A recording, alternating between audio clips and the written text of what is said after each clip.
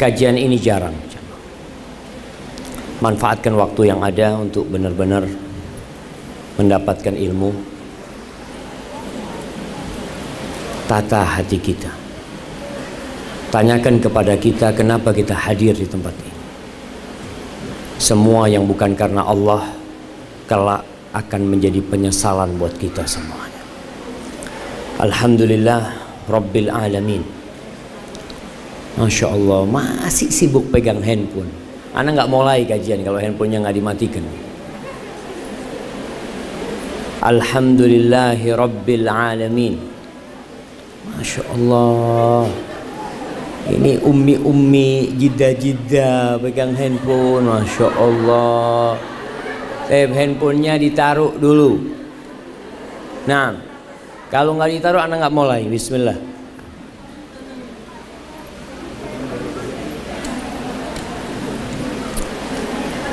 Kita mulai jamaah. Mulai bang nggak? Taruh dulu handphonenya.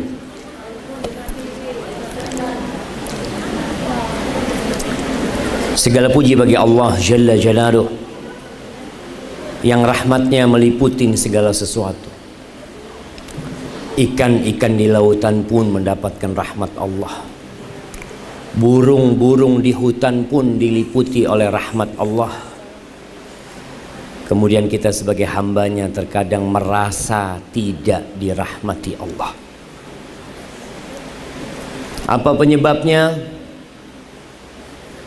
Kita yang sering berbuat dosa. Kita yang sering berburuk sangka kepada Allah. Seakan-akan semua hidup kita adalah bencana, musibah. Padahal Allah telah mengatakan ma asabaka min hasanatin faminallah. Kebaikan yang engkau dapatkan, yang datang kepadamu, yang menimpa dirimu itu dari Allah. Wa ma asabaka min sayyi'atin famin nafsik. Sebaliknya keburukan yang menimpamu jangan cari kambing hitam. Jangan suka menyalahkan orang. Ini gara-gara fulan, ini gara-gara fulana, ini gara-gara aku. Katakan itu. Karena Allah sudah tetapkan yang baik dari Allah, yang buruk dari diri kita sendiri. Allahumma lakal hamdu kulluhu wa lakal syukru kulluhu wa ilaika yurja'ul amru kulluh. Allahumma salli wa sallim wa zid wa barik wa an'im ala sayyidina wa maulana Muhammadin wa ala alihi wa ashabihi ajma'in. Ya Allah, semoga salawatmu, salam berkah dan nikmatmu senantiasa engkau curahkan untuk hamba kekasihmu, untuk baginda Nabi kita Muhammad sallallahu alaihi wasallam, untuk manusia terindah yang pernah menginjakkan kakinya di muka bumi. Kalau kita tahu sama beliau, kita nggak akan berhenti bersalawat untuk beliau. Beliaulah yang mewakafkan hidupnya demi menyelamatkan umat manusia dari azab Allah Azza wa Jalla. Beliaulah yang meninggalkan kemewahan, kelezatan hidup di dunia demi untuk menempa dan mendidik para sahabatnya agar kita bisa berjalan di atas jalan mereka. Tapi kebanyakan kita lebih kenal dengan orang-orang terkenal, lebih kenal dengan artis-artis, dengan pemain bola daripada Rasulullah sallallahu alaihi wasallam. Semoga salawat itu bersambung untuk keluarga beliau, untuk istri-istri beliau, yang kalau mungkin ibu-ibu zaman sekarang, perempuan-perempuan zaman sekarang nggak mampu hidup bersama Rasul sallallahu alaihi wasallam. Bayangkan bagaimana Aisyah radhiyallahu taala anha, seorang gadis yang memiliki banyak madu, yang suaminya susah hidup, yang seringkali Rasul sallallahu alaihi wasallam datang ke rumahnya. Aisyah tanya, ada yang bisa dimakan? Kata Aisyah, nggak ada, yang ada cuma air. Bagaimana Aisyah bercerita, marra hilalun thumma hilalun walam yuqad fi baiti Rasulillah sallallahu alaihi wasallam nar. Berlalu rembulan, kemudian masuk bulan kedua, kemudian bulan kedua itu juga pergi, dan di rumah Rasul sallallahu alaihi wasallam kompornya tidak hidup. Mampukah nih perempuan-perempuan zaman sekarang mendampingi manusia terbaik yang pernah menginjakkan kakinya di muka? Mereka tidak hidup bergelimang harta. Mereka tidak hidup dengan banyak perhatian dari Nabi alaihi salatu wassalam. Karena Nabi harus memperhatikan istri-istrinya dan memperhatikan umatnya. Beliau berbagi cinta kepada semuanya. Maka pernah istri-istri Rasul sallallahu alaihi wasallam meminta tambahan nafkah.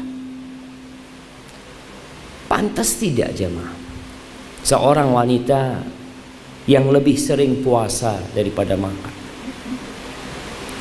yang makanan di rumahnya hanya kurma dan air, ketika suaminya mendapatkan kelebihan rizki dia ingin lebih seperti perempuan-perempuan lainnya. Akhirnya Rasulullah SAW mendiamkan semua istri. Sebulan penuh istri-istrinya diboikot. Kenapa itu terjadi? Setelah sebulan ada berita yang tersebar kalau baginda Nabi kita Muhammad sallallahu alaihi wasallam menceraikan semua istri-istri. Tapi ternyata berita itu dusta. Akhirnya turun firman Allah di surat Al-Ahzab ayat 28-29. Nih perempuan hendaklah membaca surat ini. Al-Ahzab ayat 28-29. Apa kata Allah? Ya ayyuhan nabi, wahai Nabi, qul li azwajika, katakan kepada istri-istrimu. Nabi tidak mengumpulkan istrinya satu persatu, beliau datang ke rumahnya, beliau sampaikan kepada istrinya apa yang Allah perintahkan kepada Nabi SAW. Qul, katakan, in kuntunna turidnal hayatad dunya wa zinataha fata'alaina umatti'kunna wa usarrihkunna sarahan jamila. Katakan kepada istri-istrimu, kalau ambisi kalian kenikmatan dunia, perhiasan dunia, kemewahan dunia, fata'alaina, kalian kesini, aku kasih kalian harta, aku kasih kalian pesangon, tapi kita tidak mungkin bisa bersama. Aku akan ceraikan kalian semuanya dengan perceraian yang baik. Cukup sampai di sini, nggak bisa dilanjutkan. Kehidupan dunia ini cuma 70-60 tahun. Beliau cuma 63 tahun hidup di dunia ini. Ada kehidupan yang lebih panjang yang harus dilewati. Bayangkan sampai hari ini berapa tahun Rasulullah SAW hidup di alam barzakh. Berapa tahun Aisyah radhiyallahu taala anha hidup di kuburannya. Ummu Salamah, Zainab bintu Jahsh. Nabi ingin mengajarkan kepada mereka, apa yang kau cari sebenarnya dalam kehidupan ini? Kenikmatan 70 tahun, kemewahan 100 tahun, 200 tahun. Mereka hidup di kuburnya sudah 1400 tahun. Maka kata Nabi SAW, cukup sampai di sini, nggak bisa dilanjutkan. Cukup, aku akan ceraikan kalian dengan perceraian yang baik. Aku akan kasih kalian pesangon supaya kalian senang hidupnya di dunia. Wa in kuntunna turidna Allah wa rasulahu wad daral akhirah fa innallaha a'adda lil muhsinati minkunna ajran 'azima. Tapi kalau ambisi kalian itu akhirat, ambisi kalian itu Allah. Kalau bicara Allah, kita juga banyak nggak kenal sama Allah Jalla Jalaluhu. Kita lebih sering bergantung dengan pasangan hidup kita, bergantung dengan gaji kita, bergantung sama orang tua kita. Aina Allahus Samad. Allah tempat bergantung semuanya. Tapi kalau yang kalian inginkan Allah Rabbul Alamin, yang menerbitkan mentari dari timur menenggelamkannya di barat, Allah Jalla Jalaluh yang memberikan makan kepada semua ikan-ikan dan binatang yang ada di muka bumi. Kalau itu ambisi kalian, wa rasulah, dan rasulnya, wa daral akhirah, dan kehidupan di hari kemudian. Fa innallaha a'adda lil muhsinati minkunna ajran 'azima. Sesungguhnya Allah menyediakan bagi yang baik-baik di antara kalian itu pahala yang besar. Amma ba'd, jamaah rahimakumullah, ada yang kenal dengan Asiyah binti Muzahim, istrinya Fir'aun. Dia tinggalkan istananya. Dia seorang ratu, seorang permaisuri yang sangat dihormatin di Mesir. Sampai Fir'aun itu, kalau istrinya yang minta, Fir'aun pun memberikan apa yang diminta oleh istrinya. Ketika istrinya meminta kepada Fir'aun, la taqtulu. Ketika datang itu bayi ke istana Fir'aun, padahal semua bayi laki-laki yang lahir pada tahun itu dibunuh. Ketika datang itu bayi di istana Fir'aun, istrinya mengatakan, la taqtulu, jangan dibunuh. Asa ayyan fa'ana aw nattakhidahu walada. Mungkin bermanfaat buat kita, atau kita ambil anak. Apa kata Fir'aun? Iya. Tapi tatkala dia masuk Islam, semua kenikmatan itu ditinggal sama istrinya. Bahkan dia disiksa sampai mati, jemaah. Karena tahu, kalau nggak hari ini, esok, lusa, kita juga akan mati. Tapi kalau mati, matilah yang baik. Korbankan semua yang kau miliki demi kehidupan yang abadi. Apa yang akan kita bahas hari ini? Tentang pernikahan. Ada sebagian di antara kita yang punya prinsip yang penting nikah, yang penting kawin. Mungkin seharusnya tidak perlu ana jelaskan bahwa nikah itu bukan hanya menjadi raja dan ratu sehari. Bukan. Dan semua merasakan, yang sudah nikah tahu bahwa ternyata sehari yang indah itu tidak berarti dengan tahunan yang penuh dengan derita. Kawin itu bukan menunjukkan senyum dan tawa serta kemesraan di depan kamera. Semua pada hari pernikahan, Masya Allah, senyum sana, senyum sini. Pernahkah dia beritahu kepada manusia setelah dia menikah bahwa dia hidup dalam penderitaan dalam rumahnya? Ribut selalu dengan suaminya. Apa gunanya senyum dan tawa yang terekam oleh kamera kalau itu hanya sementara? Kawin itu bukan memilih busana yang serasi supaya nampak pasangan yang pas, yang serasi. Suaminya tampan, istrinya cantik. Bukan itu pernikahan. Itu omongan manusia. Mereka tidak merasakan apa yang kita rasakan dalam rumah kita. Nikah itu bukan sebuah pesta yang wah, yang dinikmatin oleh tamu undangan. Orang-orang datang ke gedung, Masya Allah, mereka semua memuji hidangan yang disuguhkan. Tapi mereka tidak pernah tahu bagaimana kelanjutan dari pesta mewah yang dilakukan di gedung itu. Apakah berpindah ke rumahnya, atau ternyata semua hanya tipuan belaka? Nikah itu bukan bagus-bagusan souvenir. Kita lihat sekarang yang dipeributkan souvenirnya apa. Sebelum nikah ribut mempersiapkan souvenir. Yang menikmatin souvenir itu bukan anti, mereka yang menikmatin. Terkadang sebagian melihat souvenirnya ditaruh, dipajang di rumahnya, tapi yang menikah telah bercerai. Dan itu banyak terjadi. Terus apa gunanya engkau lelah capek cari souvenir demi menyenangkan orang lain, sedangkan hidupmu sendiri seperti di neraka? Nikah itu bukan menyudahi masa lajang, bukan hanya untuk bulan madu menyalurkan seks, bukan jamaah. Akan tetapi nikah ini adalah syariat Allah Jalla Jalaluhu. Sebuah kebersamaan yang diikat dengan janji, sebuah iktikad baik yang kokoh untuk bersama-sama menuju kepada kehidupan yang abadi.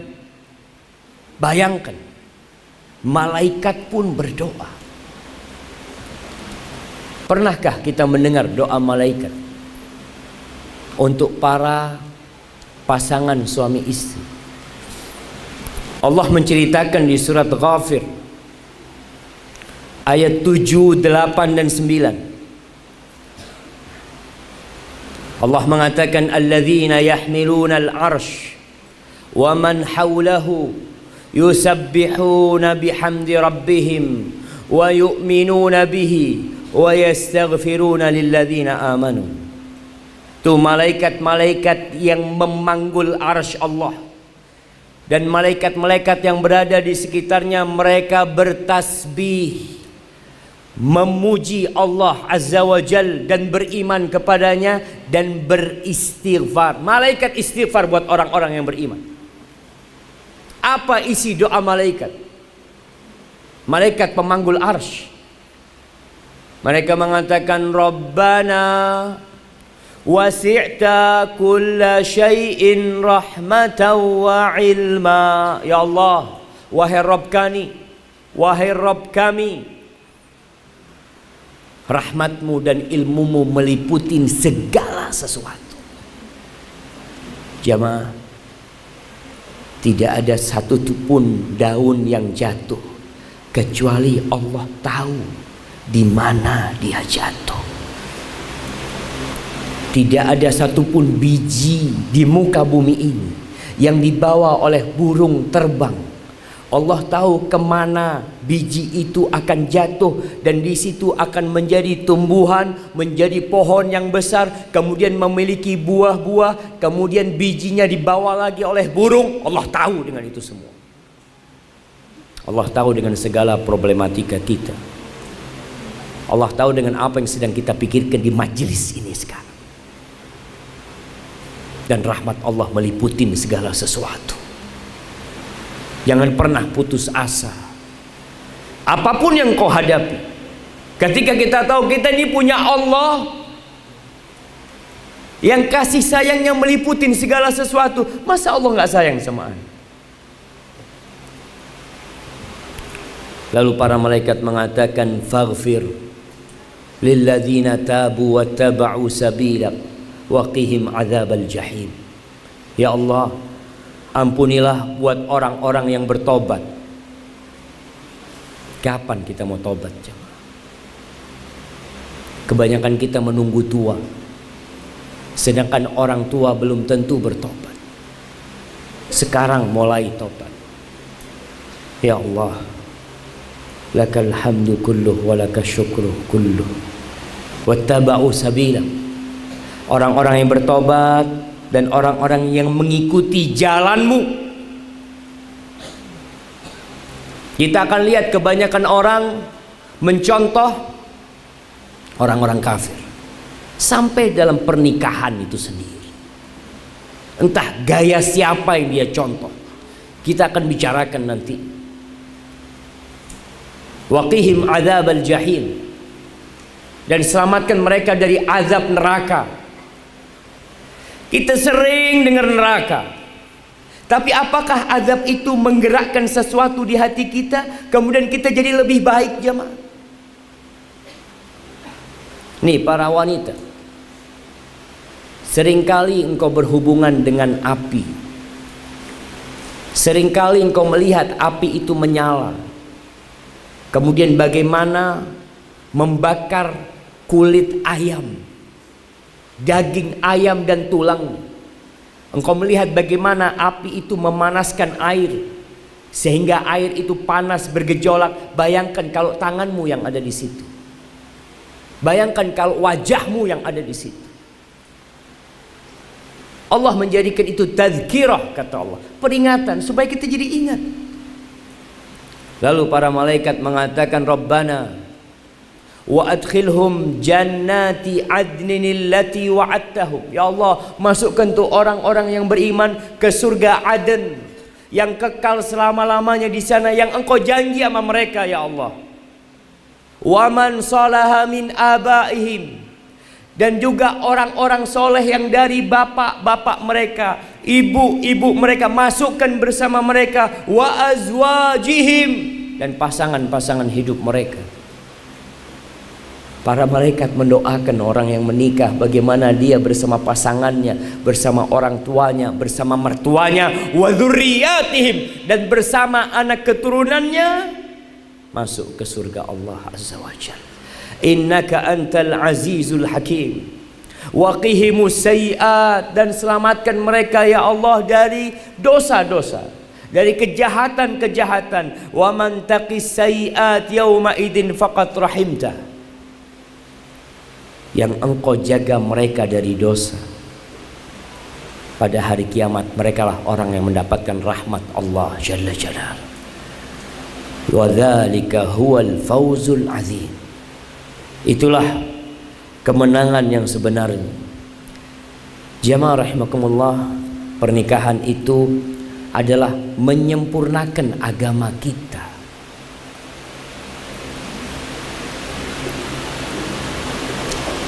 Apa kata Nabi sallallahu alaihi wasallam?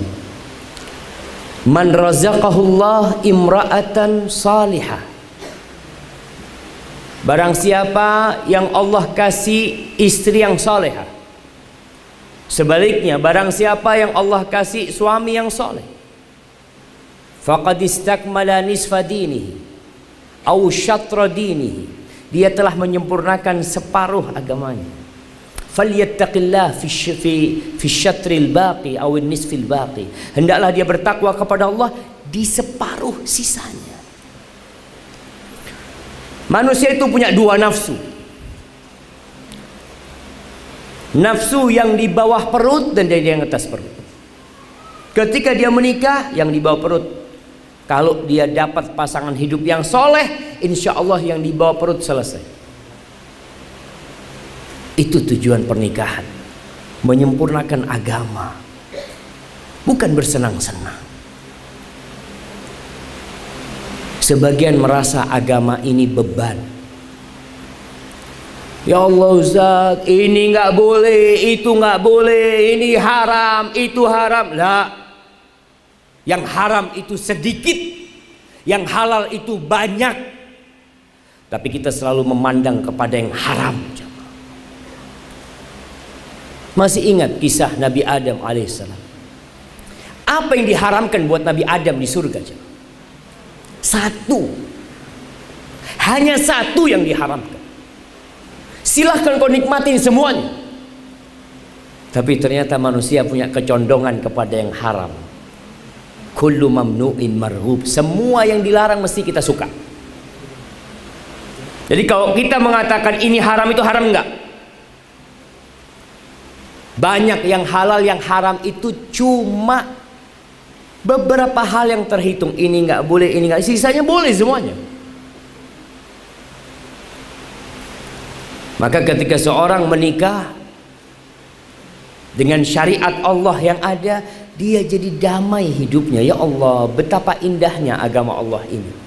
Tapi sebagian merasa beban. Kenapa kok jadi beban agama ini buat dia? Karena dia belum ridho Allah sebagai Tuhannya. Dia belum ridho Nabi Muhammad sebagai Rasulnya.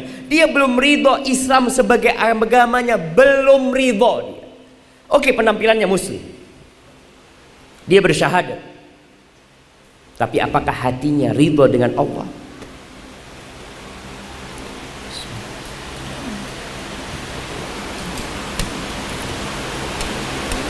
Cobalah kita belajar ridho.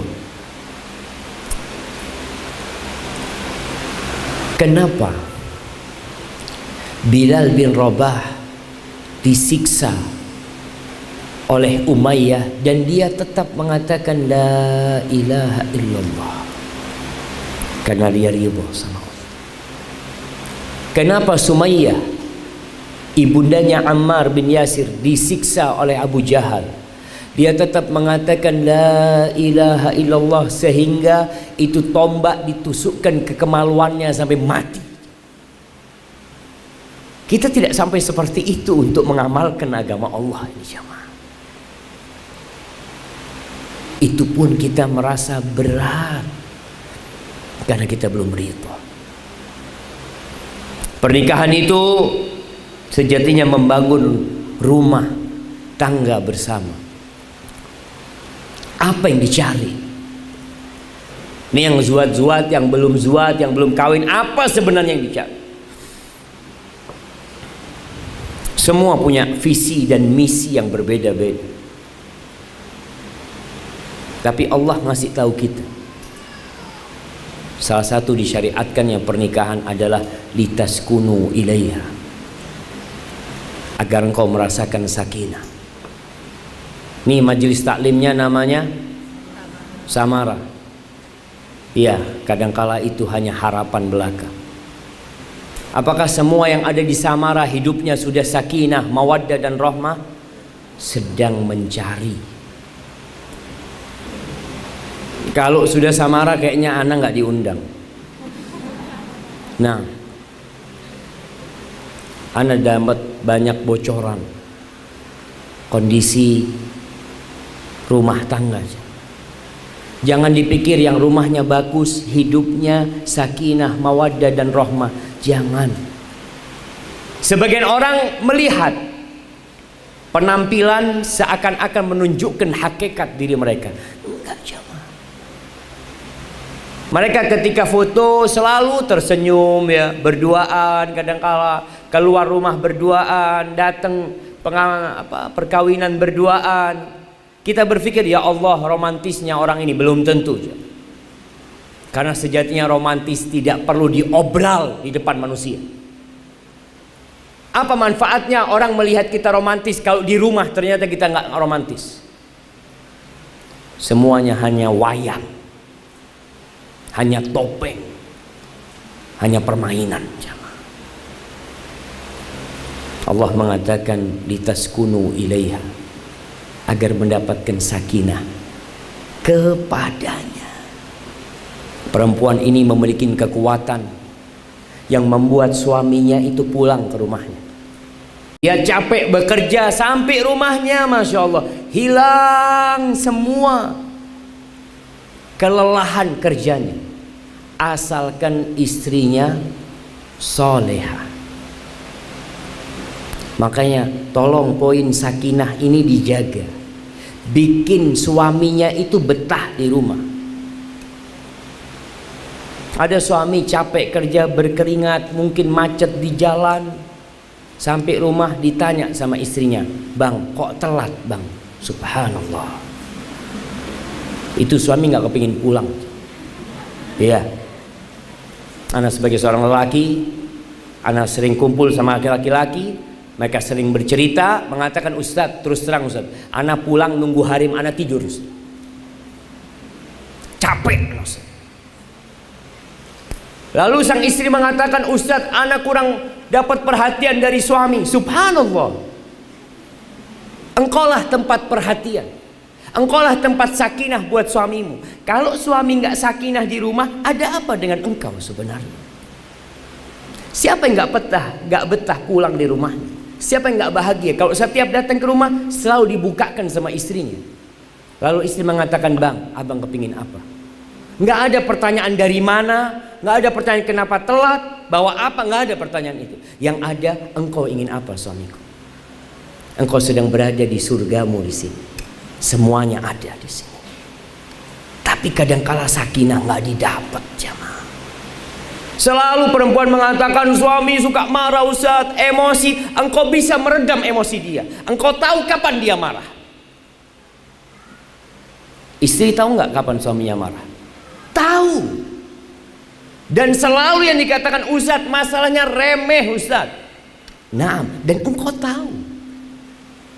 Kenapa engkau nggak tutup yang remeh itu? Masalah cuma tutup, selesai. Pernikahan itu untuk memperbanyak umat Nabi Muhammad sallallahu alaihi wasallam. Untuk memperbanyak umat Nabi Muhammad sallallahu alaihi wasallam. Ketika ada seorang sahabat hendak menikah, dia mengatakan, "Ya Rasulullah, inni asabtu imra'atan zata mansibin wa jamal." Ya Allah, Rasul, aku ini dapat seorang perempuan yang cantik dan bangsawan. Ghaira annaha la talid, tapi dia ini mandul, nggak bisa punya anak, janda. Bolehkah aku menikahin dia? Ini jamaah, bukan yang penting kawin, enggak. Ada yang dicari dari pernikahan itu. Kata Rasul sallallahu alaihi wasallam, "La, jangan. Cari perempuan lain." Ternyata laki-laki ini sudah jatuh cinta sama tuh perempuan. Maka dia minta izin untuk yang kedua kalinya. Dan jawaban Rasulullah SAW, la. Dia minta izin untuk yang ketiga kalinya. Dan jawaban Rasulullah SAW sama, la. Kenapa kok la? Tazawwajul waludal wadud fa inni mukathir bikumul umam yaumal qiyamah. Nikahilah wanita yang penyayang dan banyak anaknya, wanita yang subur, karena aku akan berbangga-banggaan pada hari kiamat dengan banyaknya umatku nanti. Gimana ketika seorang menikah, ketika berhubungan dalam benak dia, ya Allah, aku ingin melaksanakan apa yang diinginkan oleh Rasulullah SAW. Itu tujuan menikah salah satu. Menikah itu untuk menyisakan aset tatkala kita meninggal dunia. Orang peduli dengan rumah, beli tanah, beli rumah, beli perusahaan. Dia terus bertambah hartanya, anaknya nggak bertambah. Cukup. Subhanallah. Pertanyaannya, apakah tanah yang kau beli bisa mendoakanmu? Apakah rumah yang kau beli bisa mendoakanmu? Apakah harta yang kau tinggalkan nantinya bisa bermanfaat buatmu? Berapa banyak anak yang ribut gara-gara harta warisan orang tuanya? Aset yang terindah ketika engkau meninggal dunia, awaladin salihin yad'u lahu, anak soleh yang selalu mendoakan orang tuanya. Rabbighfirli wa liwalidayya warhamhuma kama rabbayani shaghira. Untuk mendapatkan itu semua, maka ada langkah-langkah yang harus kita persiapkan. Kalau Anda baca beberapa arahan-arahan di beberapa website, kalau mau nikah itu kayak gini nih, 12 bulan sebelumnya lakukan ini, 10 bulan lakukan ini, 6 bulan lakukan nanti, ya beli souvenir, bikin souvenir, macem-macem lah. Persiapan yang hanya untuk 1 hari. 12 bulan itu persiapan hanya untuk walimah. Apakah engkau akan hidup sehari bersama suamimu? Kalau hanya untuk 1 hari, nggak perlu persiapan 12 bulan. Yang harus engkau persiapkan itu untuk hidup sampai mati dengan suami. Persiapannya berapa lama? 12 bulan nggak cukup. Mulai kapan? Mulai sejak engkau dewasa. Engkau sudah perlu nih, perempuan-perempuan ketika sudah remaja mulai merajut mimpinya. Dia mulai persiapkan, aku akan menjadi seorang istri. Aku nggak mungkin hidup sendirian. Aku akan menjadi seorang ibu. Aku akan memiliki anak-anak. Apa yang harus aku persiapkan? Yang pertama, jangan salah niat. Jangan salah niat.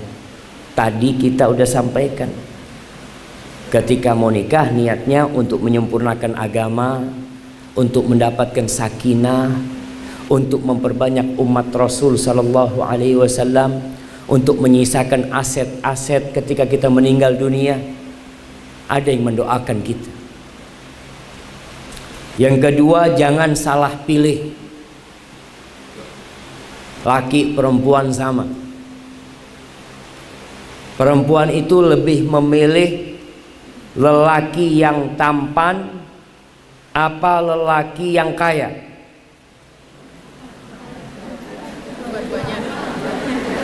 Iya. Kita selalu ingin dua-duanya. Tapi ketika pilihannya yang tampan miskin, yang buruk kaya, milih yang mana? Milih yang kaya. Karena dia tahu kalau wajahnya Ustaz semua orang lihat, bukan cuma Ana doang. Kalau wajah ini semua orang lihat, ada apa Ana memikirkan wajahnya? Tapi Ana pikirkan fulus. Bagaimana? Ini yang terjadi jemaah. Maka jangan salah pilih. Kalau bicara wajah dan harta, wajah itu bisa menjadi penyebab petaka. Ketika suamimu tampan, akan banyak yang suka dengan dia. Ketika suamimu kaya, mungkin akan banyak yang menggodain dia. Maka kata Rasul sallallahu alaihi wasallam, "Idza ja'akum man tardawna dinahu wa khuluquhu fankihu."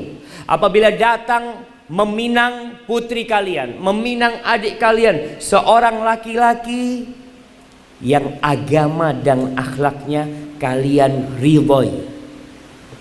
Senang sama wajahnya? Bukan. Senang sama akhlaknya. Senang sama agamanya. Dilihat, ya Allah, fulan ini tiap hari ke masjid.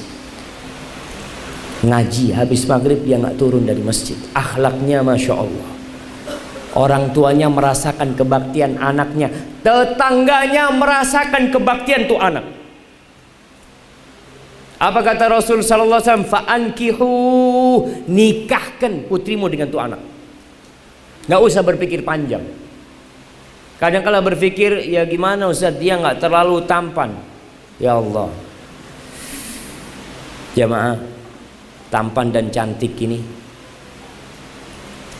hanya sementara. Kalau ibu-ibu ditanya apakah suami ibu tampan, dulu. Iya. Kalau tuh laki-laki ditanya, bang, apa istri abang cantik? Dulu.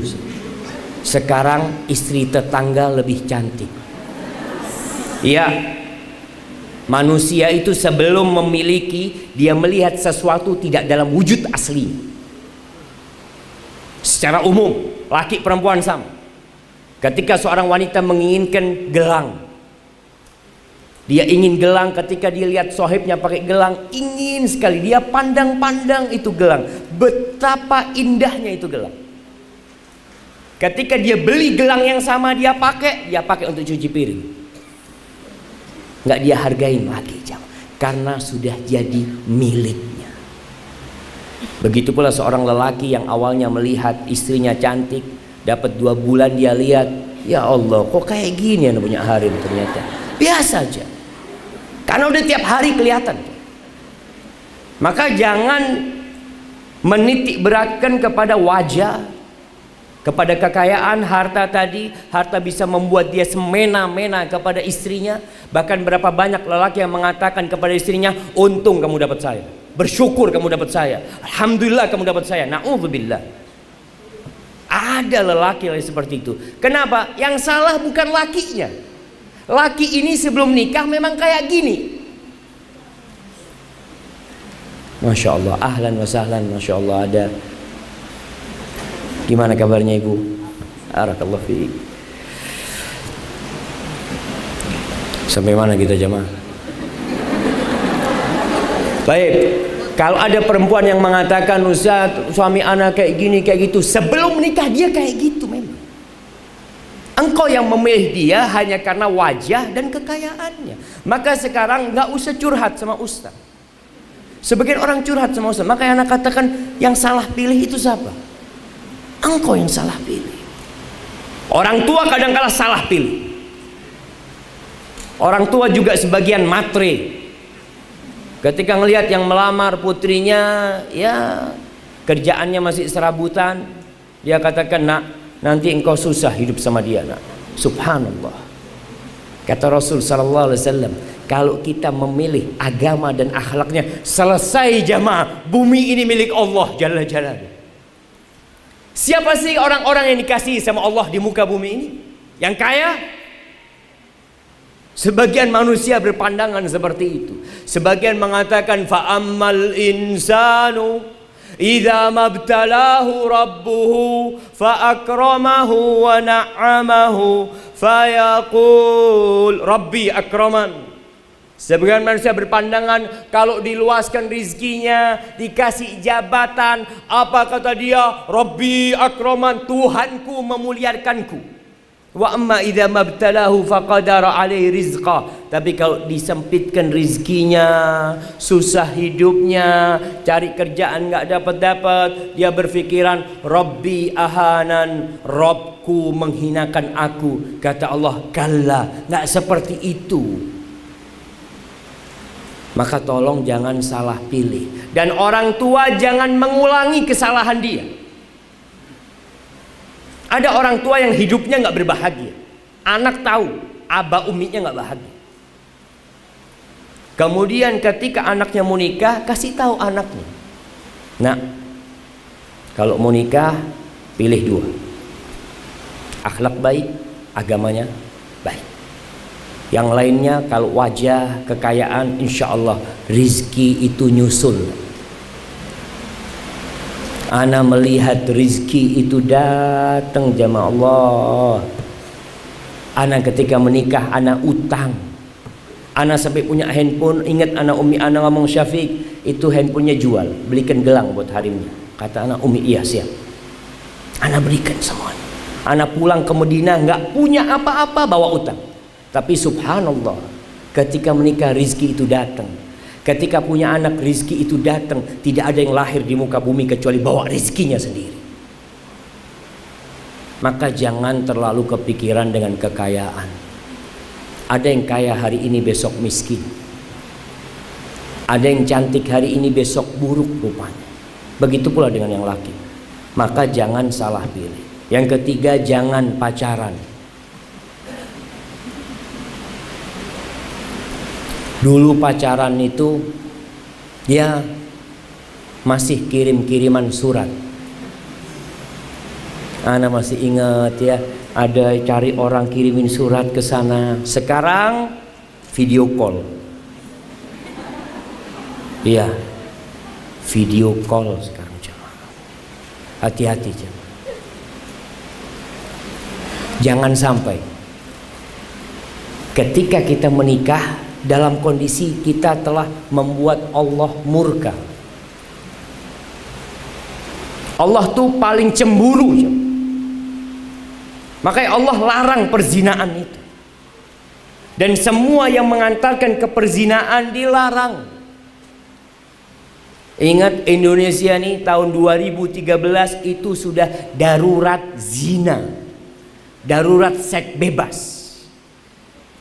Tahun 2013 data dari Kementerian Kesehatan dan Komite Perlindungan Anak 62,7% itu remaja sudah melakukan seks bebas.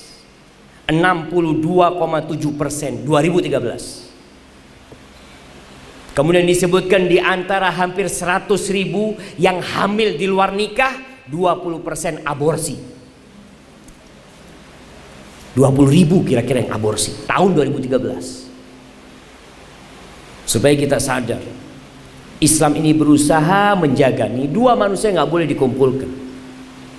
Nanti ada saatnya mereka berkumpul untuk membangun rumah tangga, untuk membangun negeri ini dengan anak-anak yang soleh dan soleha.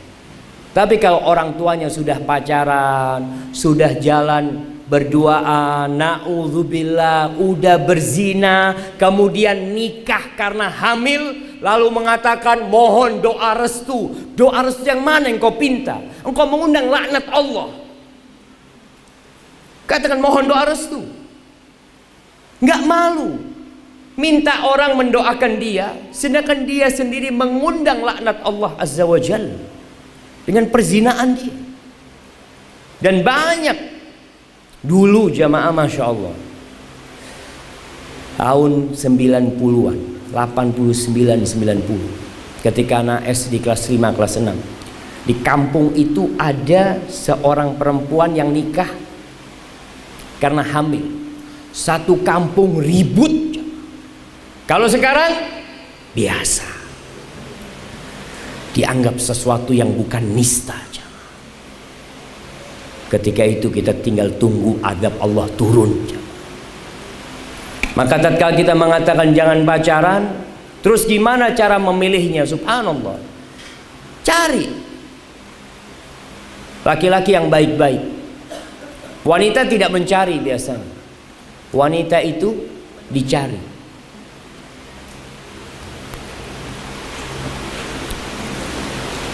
Wanita ini ikut laki-laki atau laki ikut wanita? Wanita ikut laki-laki. Artinya kalau engkau ingin suami yang soleh, jadilah engkau wanita yang soleha. Yang datang yang soleh nanti. Yang datang yang soleh. Karena sebagian orang tua melihat anaknya pakai jilbab apa, aduh nanti engkau nggak laku. Nanti nggak ada yang mau sama dirimu. Subhanallah, aku mau laki-laki yang baik yang lamar aku. Tapi kalau inginnya laki-laki yang buruk, ya dibuka jilbabnya. Dia akan mendapatkan laki-laki yang sesuai dengan perempuan itu.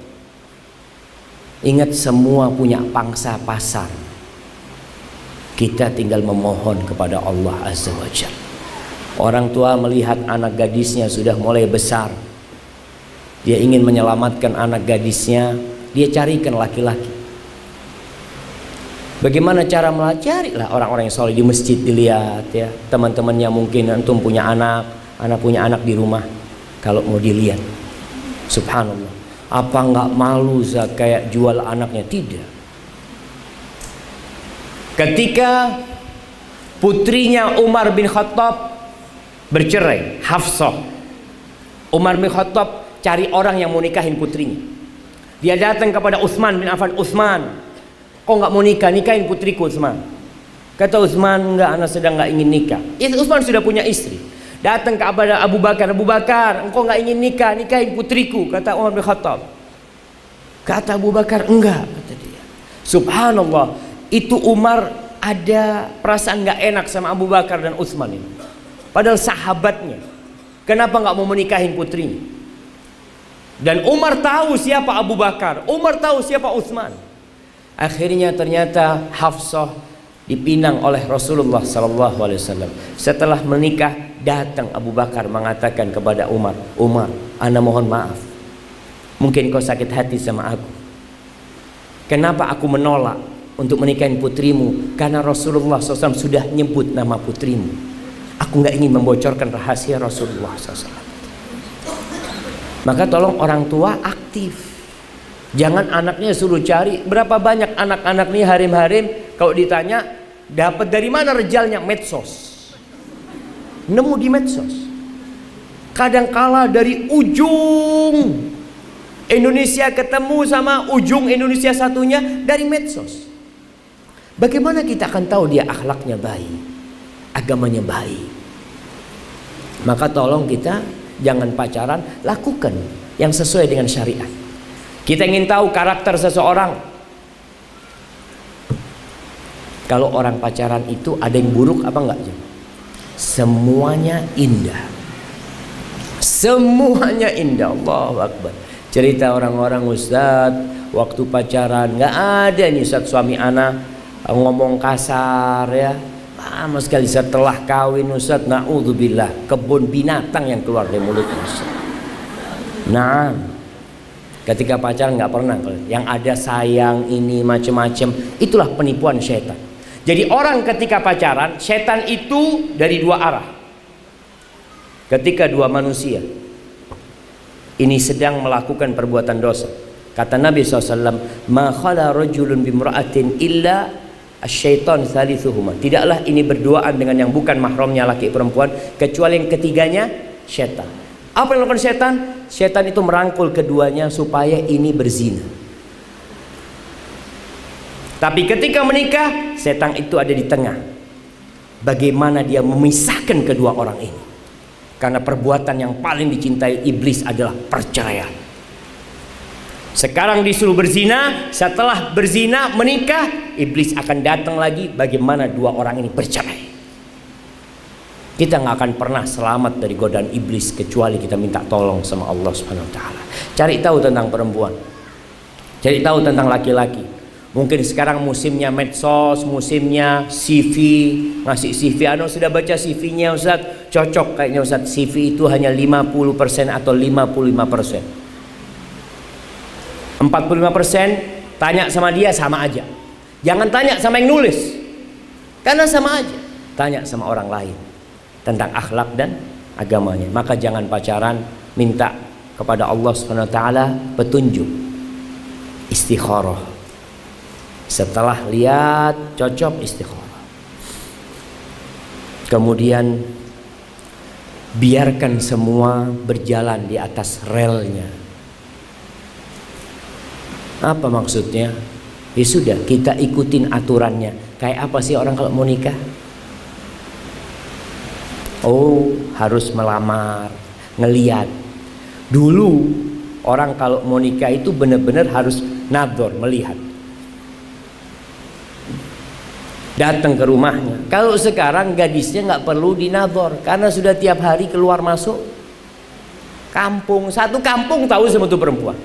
Ada apa? Anda mau nador? Nador gimana? Tiap hari lewat sini. Kok duduk aja di sini? Tapi dulu kadang-kala perempuan dipingit kalau gadis, maka harus datang ke rumahnya. Apa yang dilihat? Dilihat. Boleh dibuka jilbab, pakai pakaian rumahnya, dengan catatan memang laki-laki ini benar-benar mau menikah, dan pihak perempuan memang ada harapan menerima laki-laki ini. Tapi kalau dilihat ini ada laki-laki yang dikenal dengan Abu Nadhor, sukanya ngelihat perempuan sana tapi nggak kawin-kawin. Maka jangan kita berikan putri kita untuk dilihat dengan dia. Jamaah, kemudian ada acara-acara sebelum menikah yang seharusnya direnungkan kembali. Apakah itu diperbolehkan dalam agama kita? Ada tradisi-tradisi yang boleh selama tidak bertentangan dengan syariat. Ada tradisi dan budaya yang bertentangan dengan agama kita. Tinggalkan. Ustaz, nanti akan dimusuhin orang. Iya, itu konsekuensi. Emangnya Rasul sallallahu alaihi wasallam nggak dimusuhin sama penduduk Mekah, dibenci sama penduduk Mekah, dicaci, bahkan diusir, mau dibunuh Rasul sallallahu alaihi wasallam ketika menentang tradisi-tradisi yang tidak sesuai dengan agama. Yang sesuai dengan agama silakan dilestarikan. Nih mulai masuk ke Indonesia yang namanya pesta lajang. Ada jangan? Ana bener-bener baru tadi ana baca atau tadi malam. Apa sih yang dilakukan pesta lajang? Subhanallah, ternyata di situ tulisan itu mengatakan ini untuk memberikan kesempatan terakhir kepada calon suaminya untuk nakal. Na'udzubillah. Jadi kalau sudah nikah nggak nakal lagi, kata siapa? Banyak orang yang berpikiran seperti itu. Memang nikah itu menyempurnakan agama, asalkan niatnya benar. Niatnya yang benar. Dengan pesta lajang ya, kadang-kala berangkat ke kafe, di situ ada harim-harim, ya na'udzubillah. Apakah ini diperbolehkan dalam agama? Besok dia tersenyum, mohon doanya ya, semalam engkau ngundang laknat Allah. Pagi ini kau katakan mohon doanya. Seharusnya malam pernikahan itu mereka berdoa memohon kepada Allah, ya Allah, mudah-mudahan anak nggak salah pilih istri, anak nggak salah pilih suami, ya Allah. Jadikan malam itu malam munajat kepada Allah Jalla Jalaluhu, bukan pesta lajang. Kalau perempuan-perempuan ada bridal shower, iya, ini sebenarnya seperti malam pacar, malam inai. Iya, seperti itu modelnya. Apa beda? Siapa yang pernah ngadakan bridal shower coba? Nah, coba anak kepingin tahu, anak terus terang anak nggak tahu ya. Siapa yang pernah? Nah, Fadol kasih mic, anak kepingin tahu kayak apa sih acaranya itu? Makan. Acaranya makan doang. Kalau acaranya makan, tolong jangan dinamakan bridal shower. Kita itu jangan niru-niru istilah barat. Kita nih Indonesia, alhamdulillah muslimin, pakai istilah yang biasa lah, kayak malam pacar. Memang boleh selama isi acaranya itu tidak bertentangan dengan syariat, tidak berfoya-foya ya, maka nggak ada masalah. Karena Anda baca lagi, ada yang mengadakan acara bridal shower, paginya diceraikan sama suaminya, nggak jadi nikah sama suaminya. Karena mereka bridal shower ngundang laki-laki atau apa, na'udzubillah ya. Baik, acara-acara yang seperti itu tolong kita lihat. Kalau memang tidak sesuai dengan syariat, tinggalin. Ustaz, tapi kan ingin seneng-seneng. Ustaz, boleh seneng-seneng selama dalam koridor syariat. Kemudian kadang-kala perempuan ini, Masya Allah, enggak Ustaz, ini kan dia mungkin nggak akan kumpul sama kita, sohib-sohibnya yang gadis-gadis pada kumpul malam itu, seneng-seneng sama dia. Nah, lihat nih jamaah, kebahagiaan pernikahan. Kalau dia bercerai, apakah dia akan undang lagi sohib-sohibnya? Ini bridal shower sebelum bercerai. Nggak ada, nggak ada yang bikin undangan. Pernah ibu-ibu dapat undangan perceraian? Ana pernah dapat, tapi di pengadilan agama, karena untuk menjadi saksi. Nggak ada undangan buat orang. Itu sebuah kesedihan. Maka tolong dijaga. Bagaimana Allah meridhoi. Ada lagi acara foto prewedding. Iya. Na'udzubillah jamaah. Ini budaya barat jelas-jelas. Kalau kita bicara kita orang Indonesia, kita lestarikan budaya Indonesia, siap. Ini budaya barat masuk ke Indonesia, lalu kita mengatakan kita lestarikan, kita perangi. Secara agama bertentangan, secara tradisi bertentangan. Masa mereka udah berduaan jamaah ya, berangkat ke tempat-tempat yang bagus. Tujuannya apa sih jamaah? Tujuannya satu malam itu. Tujuannya supaya ketika pernikahan sudah ada fotonya. Itu tujuannya jamaah. Ingat, pernikahan ini bukan hanya semalam jamaah. Pernikahan ini jaga sampai seumur hidup, sampai mati, sampai dibangkitkan dari kuburan. Bagaimana tetap suami istri itu bisa masuk surga bareng. Tapi kalau dari awal prewedding belum nikah aja sudah mengundang murka Allah Azza wa Jalla. Berpegangan, berciuman di depan orang, ditunjukkan dulu. Orang berbuat dosa itu sembunyi-sembunyi, malu dia jamaah. Sekarang mereka berbuat dosa terang-terangan. Dan yang lebih parah, merasa tidak berdosa. Kalau orang berbuat dosa, merasa dosa, dia mungkin istighfar, ya Allah, astagfirullah, ya Allah, ampuni hamba, ya Allah, hamba khilaf, ya Allah, hamba lupa, ya Allah. Tapi ini mereka, apakah mereka bertobat dari perbuatan mereka itu jamaah? Merasa nggak dosa, gimana mau tobat? Maka tolong, yang tidak sesuai dengan syariat tinggalkan. Ada lagi bridal dance, dansa. Ya, mereka malam pernikahan dansa, istrinya dansa sama orang lain, kadangkala dia dansa sama istrinya orang. Na'udzubillah min dzalik. Pokoknya dansa-dansa semua. Ingat, kita sedang mencari rahmat Allah Subhanahu wa taala. Kemudian ada yang kelima, lempar bunga. Emangnya nggak boleh Ustaz? Boleh lempar bunga, asalkan tidak ada keyakinan yang macam-macam. Lempar bunga supaya ditaruh di rumahnya, tapi lempar bunga yang ada, lempar bunga itu dibalut dengan sebuah keyakinan. Apa keyakinannya? Kalau dapat bunga, dapat jodoh. Ini keyakinan yang bertentangan dengan agama jemaah. Khurafat ini yang seperti ini. Allah tidak pernah menjadikan bunga itu sebab orang mendapatkan jodoh. Tapi orang jadi keyakinan. mana keimananmu, mana keislamanmu. Maka jangan sampai ini menjadi penyebab Allah murka sama kita karena kita mendekatin kesyirikan dengan keyakinan seperti itu. Kemudian ada lagi walimah yang di dalamnya ada kemungkaran. Tolong dihindari. Walimah sesuaikan dengan syar'i. Undang yang miskin, jangan hanya yang kaya. Kasih undangan yang miskin. Orang miskin itu kalau diundang makan dia akan doakan ikhlas. Dan usahakan ketika mengadakan walimah itu jangan tujuannya mau mengembalikan uang ya, Pak. Karena ada orang walimah ketika orang datang langsung amplopnya dibuka, dicatat sama dia berapa ngasihnya. Ada nggak kayak gitu jemaah? Ada jemaah. Ini mau nikahkan anaknya apa mau membalikan modal cerita dia. Maka tolong yang seperti itu berusahalah dihindarin dan jangan berlebih-lebihan. Yang penting bagaimana pengantin ini berbahagianya hidup selama-lamanya. Hadza wallahu a'lam bishawab. Itu yang bisa Anda sampaikan.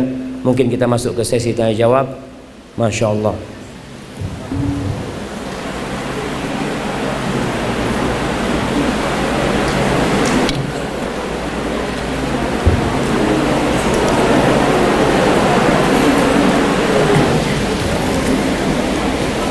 Bismillah. Afwan Ustaz, bagaimana kita bisa menjembatani hubungan ibu mertua dengan menantu perempuannya yang kurang harmonis karena merasa dianggap terlalu mencampuri rumah tangga putranya, padahal maksudnya menasehati anak menantunya, sehingga si menantu menolak hidup dalam satu rumah dengan ibu mertuanya, sementara suami ingin tetap dekat dengan ibunya. Jamaah yang seperti ini kembali kepada suami. Itu istri, istrinya siapa? Istrinya suami. Itu ibu, ibunya siapa? Ibunya suami. Siapa yang menjembatani? Suaminya. Suaminya yang ada di tengah. Bagaimana sekarang suaminya bisa meredam ibunya dan meredam istrinya? Bagaimana seorang suami datang ke ibunya, "Bu, minta maaf Bu, istri anak Bu ya, doakan mudah-mudahan dapat hidayah." Kemudian dia datang kepada istrinya, "Wahai istriku, sabarlah engkau menghadapi ibuku ya.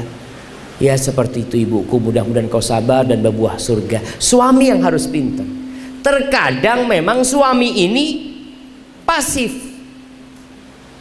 Itu ribut mertua sama istrinya, yang dia marahin siapa? Istrinya dimarahin. Memang betul istri mungkin salah, tapi seharusnya dia di tengah. Dia meredam istrinya karena sejatinya istri itu punya hak tempat tinggal. Perempuan itu punya hak tempat tinggal. Tempat tinggal ya sendiri. Kecuali sang suami mengatakan, "Enggak, aku mau tinggal sama ibuku," ya sudah.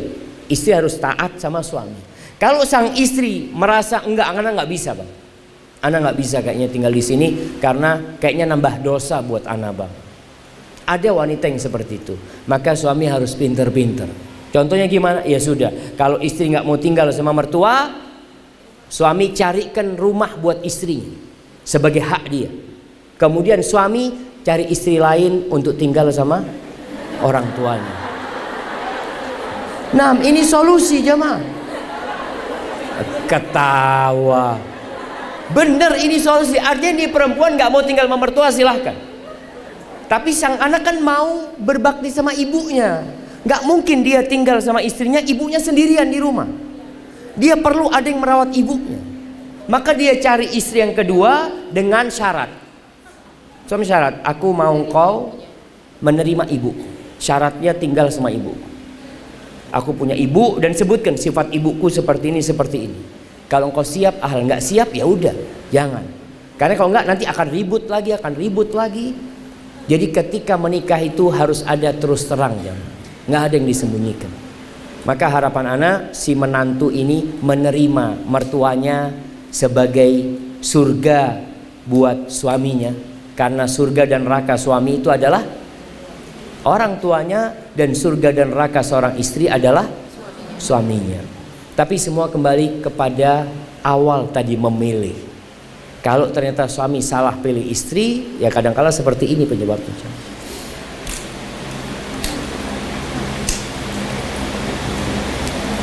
Assalamualaikum Ustaz, mau curhat. Saya sudah berumah tangga dan sudah terlanjur ambil rumah lewat KPR bank konvensional. Mau saya batalkan, sudah terlanjur akad terrealisasi dan bank sudah membayar lunas pada developer. Ternyata sudah tidak bisa. Bagaimana langkah saya Ustaz? Baru tahu jika itu hukumnya riba. Saya dan suami merasa rezeki kami sempit karena mengambil rumah tersebut. Yang pertama jamaah, ana nasihatin, jangan berhutang. Apalagi kalau hutangnya riba. Kalau masih ada yang berkeyakinan nggak bisa punya rumah kalau nggak utang, kalau nggak kredit, kata siapa? Bapak-bapak kita, ibu-ibu kita, itu mereka punya rumah nggak kredit, tapi mereka nabung. Di sini harus dipikirkan, menabung. Awal beli tanah, ya cukup buat beli tanah, alhamdulillah punya tanah. Terus bangunnya, ya kita minta sama Allah Ustaz. Punya rezeki beli batu pondasi. Masih melihat di desa itu sampai sekarang masih kelihatan. Ada di depan rumah itu ada batu bata. Sampai batu batanya lumutan ya. Karena belum punya uang dia. Tapi dia nggak mau berhutang. Kenapa? Karena hutang ini hammun bil lail wa dhullun fin nahar. Hutang itu kegalauan di malam hari dan kehinaan di siang hari. Berapa banyak yang ribut suami istri gara-gara hutang. Tiap akhir bulan selalu yang dipikirkan gimana bayar kredit. Kemudian kalau sudah terlanjur, ya berusahalah bagaimana membatalkan atau dijual siapa yang mau ngambil, sehingga engkau terlepas dari riba tersebut. Dan memang jemaah, kita ini dididik berhutang. Khususnya nggak bapak-bapak, nggak ibu-ibu, sama aja. Ana masih ingat di kampung itu ada utangan panci, utangan abaya, kerudung. Padahal dia punya panci, dia punya baju, tapi karena hutang dia pikir mudah karena tiap bulan bayarnya sekian. Jangan berhutang, azab hutang itu, kecuali terpaksa.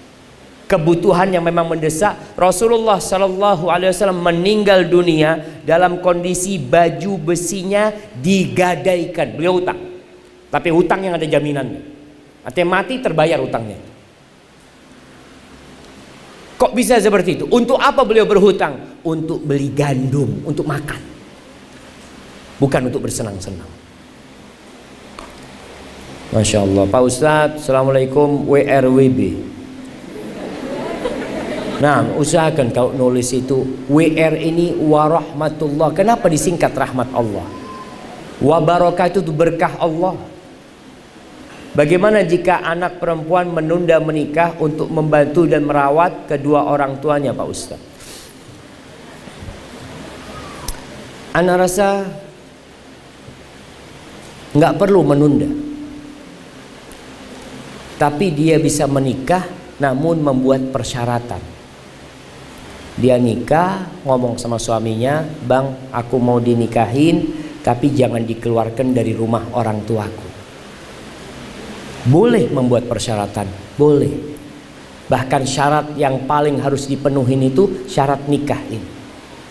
Dan suami nggak boleh nanti marah-marah sama istrinya, mengatakan kamu tidak taat sama suami, kamu tidak patuh sama suami, karena dia sudah bikin persyaratan. Dan itu diteken kalau bisa.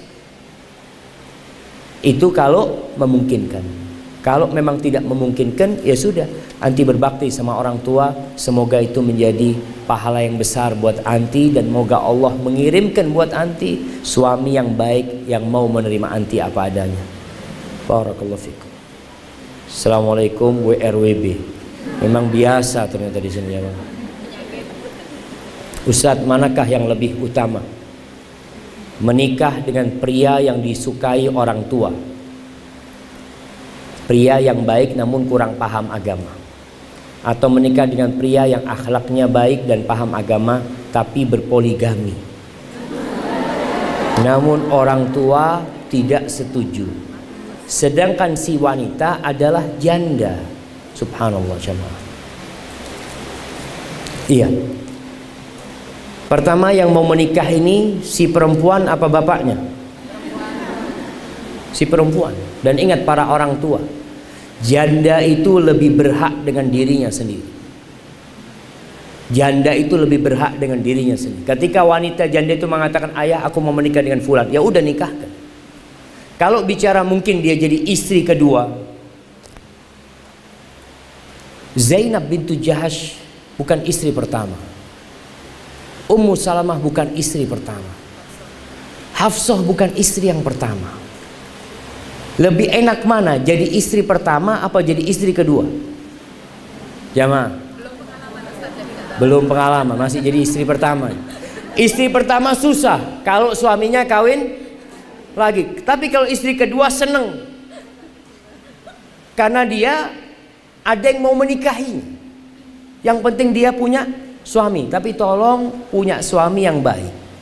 Maka rasa kalau kondisi seperti ini, ngobrol sama bapaknya, sampaikan kepada bapaknya, insya Allah laki-laki ini bisa membimbing dia ke surga, bisa bareng-bareng insya Allah. Asalkan tadi, ketika mau jadi istri kedua, tolong jangan sampai menghancurkan rumah tangga suaminya.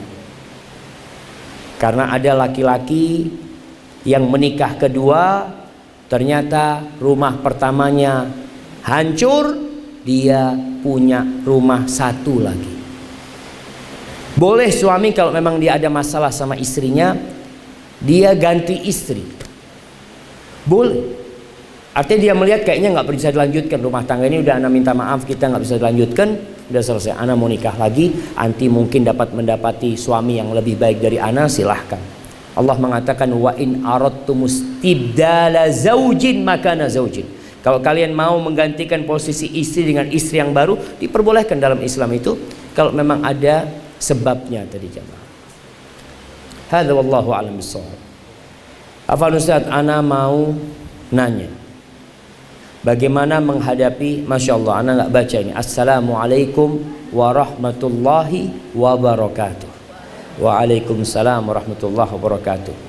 Ana mau nanya, bagaimana menghadapi sikap mertua yang tidak menyukai kita, padahal kita selalu berusaha jadi yang terbaik, tapi kita selalu salah di matanya. Dan termasuk sifat mertua, dan termasuk sifat apakah jika mertua selalu ikut campur di dalam rumah tangga kita, dan soal sepilik pun beliau ikut campur, seakan-akan kita nggak becus jadi istri. Jazakallahu khairan. Assalamualaikum warahmatullahi wabarakatuh. Kita itu ada kuliah pranikah. Jadi ada kajian yang diadakan sebelum pernikahan. Untuk siapa? Untuk siapa jemaah?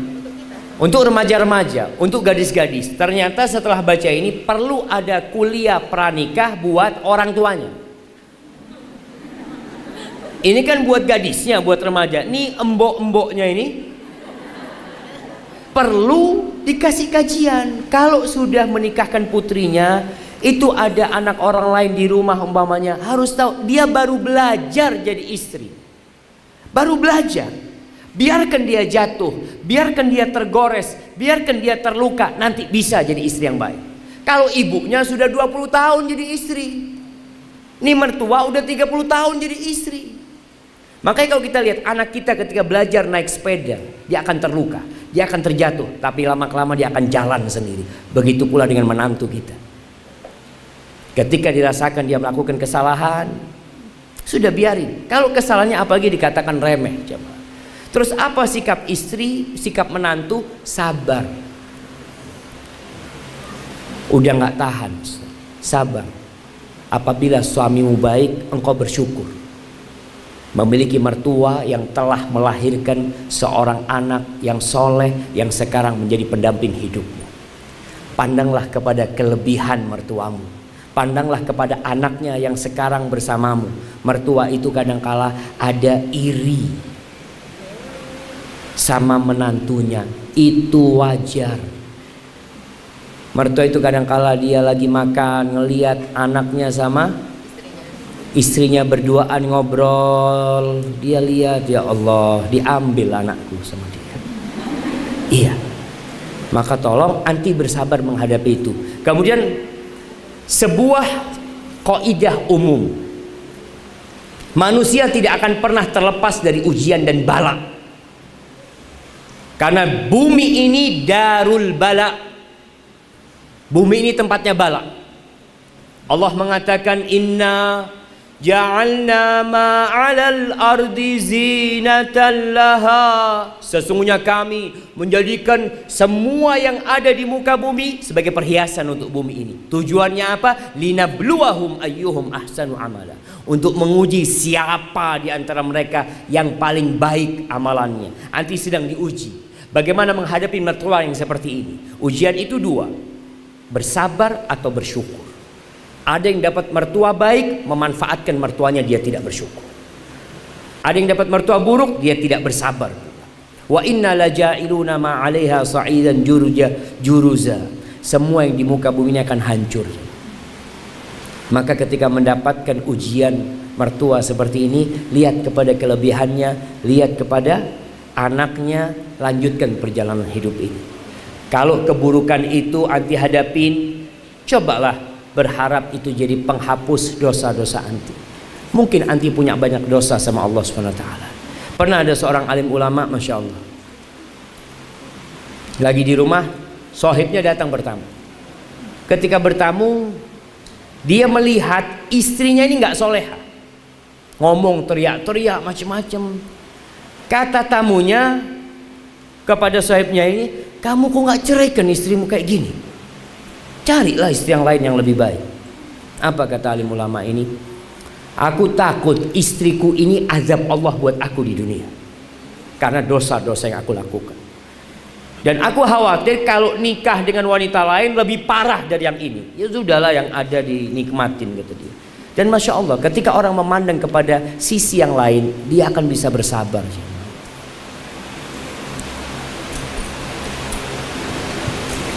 Ustaz, apakah dalam satu keluarga sudah mu'alaf, anak perempuannya menikah, apakah bapaknya yang sudah mu'alaf bisa menjadi wali? Nah, ketika bapaknya muslim langsung jadi wali, karena sama-sama agamanya.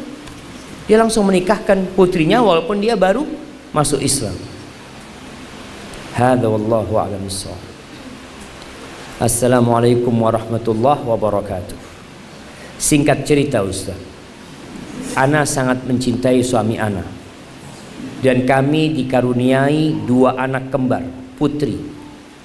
Akan tetapi suami Ana dipanggil Allah Subhanahu wa ta'ala ketika anak kami berusia 11 bulan.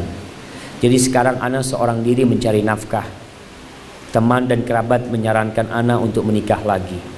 Akan tetapi Ana merasa minder dengan keadaan Ana, dan Ana berharap ingin bersama suami Ana di surga nanti insya Allah. Ana harus bagaimana Ustaz? Tolong berikan Ana pencerahan. Terima kasih Ustaz. Jamaah rahimakumullah, memang perempuan itu akan bersama suami terakhir dia. Perempuan itu kalau tinggal mati suaminya, kemudian dia menikah lagi, maka dia akan bersama suaminya yang terakhir. Kalau tadi anti sebutkan, anti ingin bersama suami anti, dan anti bisa bersabar membesarkan 2 putri itu sampai akhirnya putri itu menikah, maka insya Allah Allah akan berikan kepada anti pahala yang besar, karena anti merawat anak-anak yatim, membesarkan anak itu. Ada janda-janda yang tidak menikah bukan karena tidak ada yang mau sama dia, tapi karena dia ingin merawat anak-anaknya dan tidak ada yang mengganggu dia. Silahkan, itu pilihan buat dia. Tapi kalau dia takut tergoda dengan fitnah yang ada, maka pilihannya menikah. Subhanallah, ada sebuah kisah cinta yang sangat panjang dan indah sekali. Kisah cintanya sahabat Nabi Sallallahu Alaihi Wasallam yang bernama Abu Salamah dan Ummu Salamah. Suatu hari setelah sampai ke Madinah, Abu Salamah sakit. Ketika sakit, istri yang ngomong, pernah bicara orang dua ini, nanti kalau engkau meninggal, aku gak akan nikah lagi. Aku ingin bersamamu di surga. Apa kata Ummu Salamah? Jangan, kau nikah lagi. Kau nikah lagi. Jangan pikirkan aku sudah di alam sana. Ini alam yang berbeda sudah. Doakan aku. Di situ ada bidadari yang lebih indah dari dunia dan isinya ini. Kata Abu Salamah, engkau nikahlah. Akhirnya Ummu Salamah ini setelah ditinggal Abu Salamah, dia berdoa, Inna lillahi wa inna ilaihi raji'un. Allahumma ajurni fi musibati wa akhlif li khairan minhu. Dia tahu doa ini diajarkan oleh Rasulullah SAW. Yang baca doa ini insya Allah akan dikasih ganti yang lebih baik daripada yang meninggal dunia.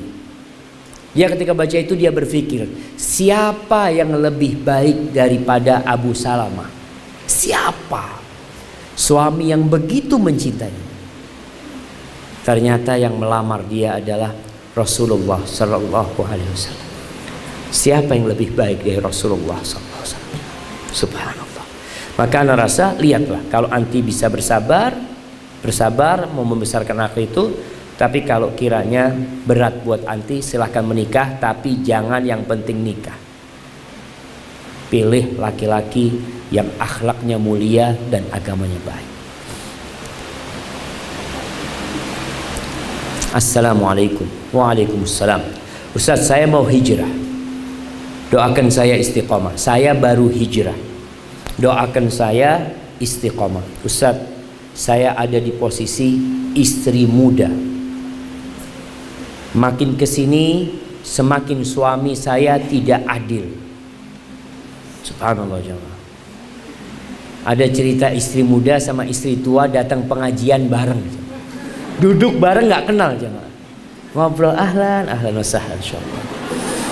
Karena suaminya waktu nikah lagi nggak ngasih tahu sama istrinya. Hati-hati yang duduk di sebelahnya jemaah ya. Makin kesini semakin suami saya tidak adil. Selama ini saya bekerja sendiri. Saya karyawan perusahaan Ustaz. Apakah boleh saya minta talak suami saya Ustaz? Saya tidak ingin terus berdosa bertengkar apabila suami melarang dan sering menyindir hijrah saya. Terima kasih Ustaz. Barakallahu fikum. Nah, yang mau nikah hendaklah nikah dengan kejelasan. Artinya jangan sembunyi-sembunyi. Kalau sembunyi-sembunyi, salah satu dampaknya seperti ini. Suami nggak bisa adil. Karena dia kalau ke rumah istri mudanya ini, ngomongnya berangkat ke rumah sohibnya. Sampai ada cerita seorang syekh cerita, ada laki-laki ini, kalau sore itu izin sama istrinya, ana mau ikut pengajian kata dia. Kata istrinya, iya, fadhal kata dia, ikut pengajian di rumahnya syekh kata dia. Sampai suatu hari kakak abang istrinya datang. Ditanya sama sore hari itu, mana suamimu? Alhamdulillah bang, suamiku sekarang kajian terus kalau habis asar. Masya Allah kata dia. Di tempatnya siapa? Syekh Fulan kata dia. Syekh Fulan? Syekh itu udah pindah kata dia. Allahu Akbar. Kata istrinya, oh ya udah. Besok sore izin lagi suaminya mau kajian. Iya bang, berangkat. Sama istrinya diikutin, sama anak-anaknya semuanya. Kemudian masuk ke sebuah rumah, dikunci. Setelah itu mereka parkir, diketuk pintu rumahnya. Yang buka siapa? Suaminya. Kata suami, mau ngapain ke sini? Mau ikut kajian Syekh, kata dia. Ikut kajian. Astagfirullahaladzim ya. Biasanya seperti itu. Ketika tidak terang-terangan, boleh nikah siri itu secara hukum agama boleh, tapi kita tahu secara hukum pemerintahan bermasalah jamaah dan akan meninggalkan banyak masalah nantinya. Tadi suami tidak bisa berlaku, dia memang sembunyi-sembunyi. Ana rasa kalau anti melihat suami anti tidak bisa berlaku adil, dan begini, keadilan itu tidak harus sama. Keadilan itu kadangkala berbasis dengan kesepakatan. Umpamanya suami mengatakan, ana bisa kesini hanya Sabtu dan Ahad. Umpamanya dia mengatakan itu. Sang calon istri mengatakan iya nggak apa-apa. Itu harus komitmen. Jangan kemudian istri mengatakan enggak, ana minta adil. Nggak bisa. Karena itu sudah kesepakatan sebelum menikah gitu loh. Tapi kalau nggak ada kesepakatan berarti tetap harus berbuat adil. Maka ngerasa kalau anti lihat sudah tidak ada sakinah, mawaddah dan rahmah, dan suami tidak suka dengan hijrah anti, mungkin pilihannya bercerai kalau memang itu solusi terakhir. Assalamualaikum Ustaz. Waalaikumsalam. Posisi saya tinggal bersama mertua. Dikarenakan ini kayaknya banyak mertua jemaah. Dikarenakan mertua saya sendirian. Namun tiba-tiba ipar laki saya ikut tinggal di rumah tersebut. Di mana rumah tersebut sudah menjadi hak suami saya. Pertanyaannya, bagaimana seharusnya saya dan suami menyikapi hal tersebut? Jazakallahu khairan. Iya, berarti masalahnya bukan sama mertua. Masalahnya sama ipar jemaah. Ya dikomunikasikan sama ipar. Bukan mau mengusir ipar, enggak. Mungkin sang suami punya kelebihan rezeki, katakan abang minta maaf atau apa, katakan sewakan rumah umpamanya. Kalau memang tadi akan menjadikan masalah, karena ipar kadang-kala ada ipar yang nggak sholat, ada ipar yang nggak peduli sama agama, kadang-kala istri, akhirnya kalau ada ipar, istri itu harus selalu pakai jilbab, dia harus menutup auratnya karena ipar ini orang lain. Bahkan kata Rasul SAW, ipar ini kematiannya. Karena berapa banyak perzinaan yang terjadi dengan ipar. Karena orang kampung merasa itu biasa. Lah wong iparnya Ustaz. Sama kayak saudara kadang-kadang dianggap oleh mereka. Maka rasa nanti lihat tadi. Kalau ternyata enggak, alhamdulillah rumahnya itu ada kamar khusus di depan sehingga ipar itu bisa keluar masuk ya tanpa harus masuk ke dalam rumah, alhamdulillah. Kalau mau masuk mungkin dia izin, coba dikondisikan. Artinya masalah itu dengan komunikasi yang baik insya Allah bisa diselesaikan. Barakallahu fikum. Saya gadis yang sudah berumur, berniat menikah dengan pria yang sudah beristri semata lillahi ta'ala. Masya Allah. Karena saya menilai dia dari ibadahnya, sebab dari materi dia sangat sederhana. Kami sudah minta izin dari istrinya dan ortu saya, semua menolak. Kami sudah istikharah dan kami mantap untuk terus lanjut. Ustadz, apa yang harus kami lakukan? Jangan dilanjutkan. Masalahnya bukan karena nggak dikasih izin sama istrinya. Istri mana yang memberikan izin? Makanya poligami itu tidak harus minta izin istri pertama. Itu dalam hukum agama. Kenapa? Karena wanita secara naluri nggak mau hak dia itu dibagi sama orang lain. Maka yang Allah katakan fankihu ma qabalakum minan nisa, suami sudah kamu nikah cari perempuan yang baik-baik dengan syarat bisa berlaku adil. Kalau kondisinya sekarang ini ortunya yang tidak mengizinkan, padahal siapa yang berhak menikahkan dia? Walinya, orang tuanya. Kalau alasannya tidak syar'i umpamanya, maka perempuan boleh menggugat wali. Ada di pengadilan agama itu namanya wali adl. Wali yang menghalangi putrinya menikah tanpa alasan yang syar'i. Maka gugat, nanti akan dipindahkan walinya kepada yang lebih berhak. Tapi itu setelah dipanggil oleh pengadilan ya. Anda rasa kalau anti menikah kemudian nanti tanpa wali, nanti bukan janda juga, nanti gadis tetap harus wajib pakai wali. Yang janda pun syarat wali itu sebenarnya pendapat yang lebih kuat, dan pendapat yang mengatakan janda boleh menikah dengan wali adalah pendapat yang lemah, karena banyak dipakai di Indonesia untuk nikah-nikah yang enggak beraturan itu jamaah. Maka Anda rasa anti perlu menggugat wali kalau memang dilihat sebabnya syar'i anti menikah dengan laki-laki tersebut. Bolehkah menikah dengan ikhwan seperti ini? Dalam urusan dunia dia sudah membuktikan dia juga santun, tapi dalam urusan agama baru separuh-separuh. Contoh, kadangkala masih meninggalkan sholat di masjid tanpa udzur syar'i, padahal itu dosa. Iya, berkaitan dengan sholat berjamaah ke masjid, memang ada perbedaan pendapat di antara para ulama. Pendapat yang lebih kuat, sholat berjamaah di masjid adalah wajib buat kaum laki-laki. Tapi sebagian ulama berpendapat itu sunnah yang sangat ditekankan sekali. Bagaimana dengan calon yang masih belum sholat ke masjid? Begini, untuk melihat lelaki itu agamanya baik atau tidak, lihat dari yang wajib-wajib dahulu. Kalau dia sholat 5 waktu dan tepat waktu dia sholat, tapi kadangkala dia belum ke masjid umpamanya, alhamdulillah, yang wajib dia sudah laksanakan. Tapi kalau dia memang sholatnya sudah telat-telat di rumahnya, udah jangan. Orang gimana dia mau ke masjid? Bisa jadi dia sholat ke masjid karena mau nikahin perempuan ini. Karena perempuan ini maunya, tadi anak katakan jamaah, perempuan itu ikut laki-laki atau laki-laki ikut perempuan?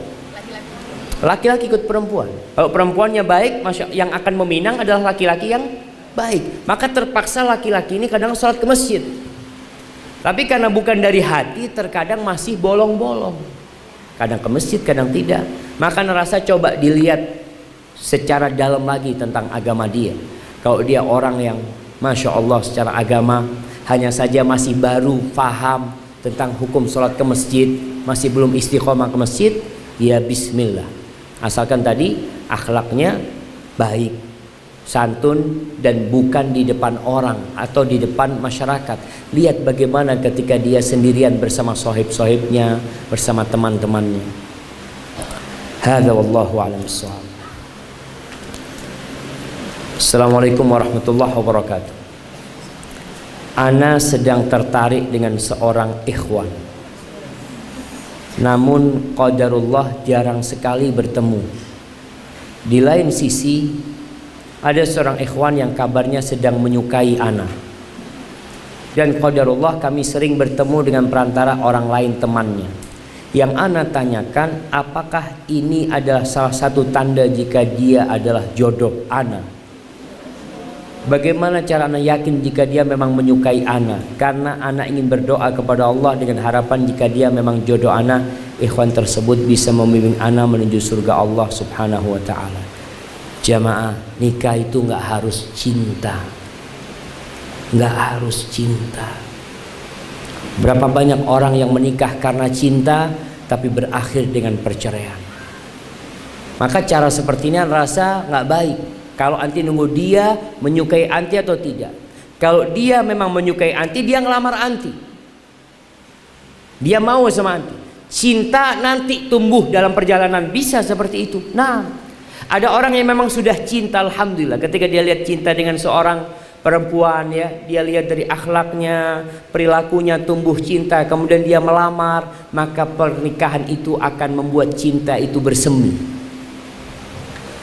Tapi kalau belum ada cinta nggak ada masalah, yang penting ada kecocokan. Cocok dulu. Cinta nanti dipupuk dalam pernikahan. Cocok, dan kedua sudah belajar bagaimana menumbuhkan cinta dan kasih sayang, silahkan menikah. Jadi kalau tadi mengatakan apakah ini salah satu tanda jodoh, belum tentu.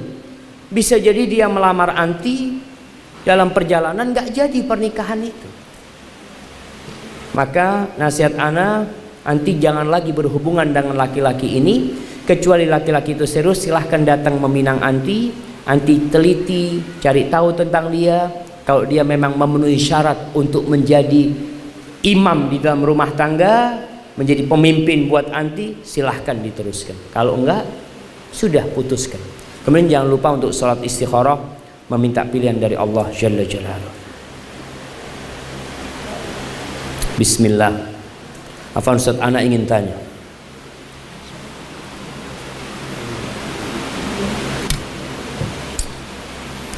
Hadiahnya, nah nanti anak bagilah.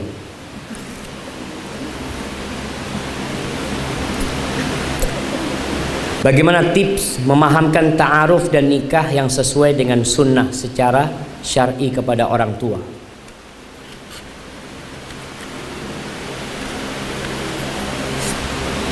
Bicara sama orang tua. Orang tua itu ada yang model lama. Jadi kalau mobil itu yang model lama itu kadangkala susah untuk difahamkan. Dihidupin susah, kadang-kadang harus didorong. Makanya kebanyakan pengikut Nabi itu pemuda sallallahu alaihi wasallam. Yang tua-tua itu jarang yang masuk Islam. Karena dia sudah terbiasa dengan masa lalu mereka, dengan tradisi yang sudah berkarat di diri mereka. Bagaimana sekarang memahamkan orang tua dengan ta'aruf yang syar'i? Kadang-kadang orang tua ada yang mengatakan, "Nak, kamu kok belum punya pacar?" Ada orang tua yang kalau ngelihat putrinya itu bawa laki-laki, Masya Allah, Alhamdulillah, na'udzubillah, ini perempuannya bawa laki-laki. Dulu itu laki-laki yang datang bawa perempuan, sekarang ini perempuan bawa laki-laki. Kalau dia bawa laki-laki untuk meminang dirinya, ahlan wa sahlan. Maka tadi banyak orang tua yang masih membiarkan anaknya dibawa laki-laki. Malam hari, malam ahad, jalan-jalan, naik motor, dibalikin malam-malam, na'udzubillah min dzalik. Maka cara mengenalkan ta'aruf yang syar'i, sampaikan kepada orang tua. Bagaimana kita adalah umatnya Rasulullah SAW. Pasti orang tua cinta sama Rasulullah SAW. Menyampaikan, ayah, bunda, coba gimana sih cara Rasulullah SAW menikahkan putrinya? Bagaimana Nabi punya putri, beliau menikahkan putrinya. Bagaimana istri-istri sahabat menikah sebenarnya? Apakah dengan cara yang ada seperti ini atau gimana caranya? Maka anti ngomong perlahan-lahan sama orang tua dan tunjukkan akhlak. Jangan menggurui orang tua. Jadi kalau ngomong sama orang tua itu ngomong, "Afwan Umi, ana ini baru baca Umi, nggak tahu benar apa enggak Mi, kayak gini ternyata Umi."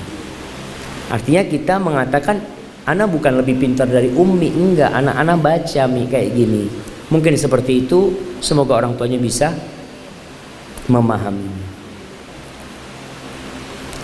Pada saat menikah, suami tidak memiliki apa-apa. Kemudian istri dengan modalnya sendiri membangun sebuah perusahaan kecil. Suami membantu. Dan akhirnya justru lebih banyak bekerja di perusahaan tersebut. Sampai asetnya menjadi banyak. Pada saat bercerai, haruskah perusahaan tersebut dibagi dan bagaimana asetnya? Ini kayaknya mau bercerai jemaah. Atau persiapan untuk perceraian. Tapi dalam Islam ada istilah harta gono gini yang sering kita dengar. Islam nggak kenal dengan harta gono gini, kecuali kalau yang dimaksud harta gono gini itu adalah harta hasil usaha bersama. Iya, suami istri berusaha bersama, bikin rumah patungan, beli mobil patungan. Ketika bercerai maka dibagi dua. Kalau umpamanya yang punya usaha ini adalah istri, suami mengembangkannya. Nah, di sini haknya suami itu apakah memang separuh dari perusahaan tersebut atau saham dari perusahaan tersebut. Selama ini suami bekerja sebagai apa di sana? Kadangkala karena suami istri kan tidak ngomong macam-macam. Yang penting digarap bersama-sama. Dan kalau di situ ada usaha suami, berikan haknya suami. Apakah separuh, mungkin sepertiga, mungkin seperempat, mungkin 2/3, sesuai dengan usaha suami mengembangkan usaha itu. Jadi dia punya hak bukan karena dia yang memodali, tapi karena dia yang mengembangkan usaha tersebut. Itu kembali kepada kesepakatan di antara suami istri ini jemaah.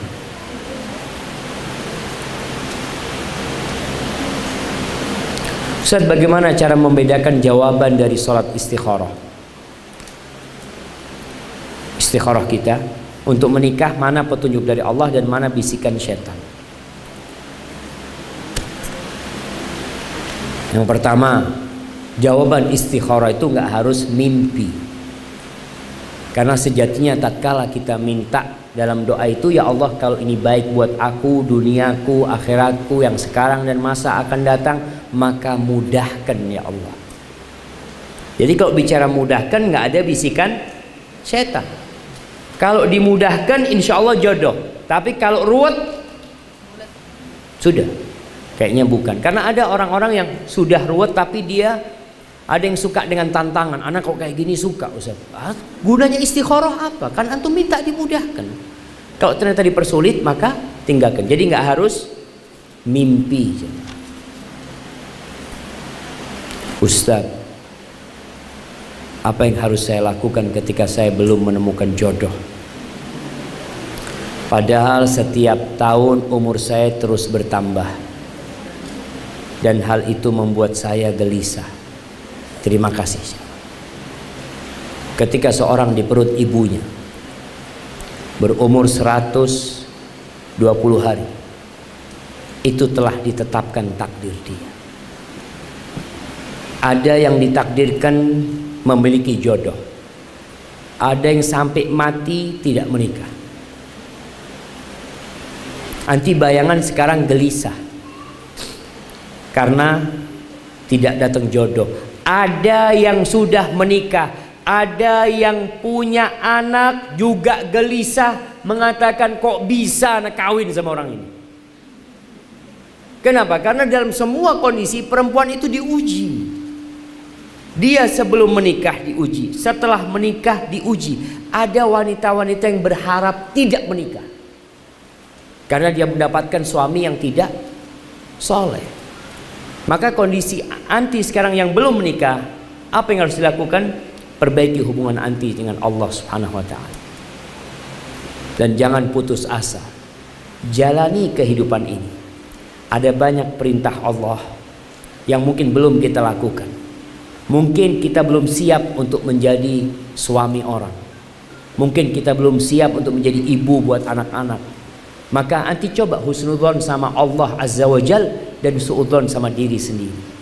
Maka jangan sampai gara-gara jodoh tidak datang kemudian menerima laki-laki apa saja. Yang penting kawinlah, enggak.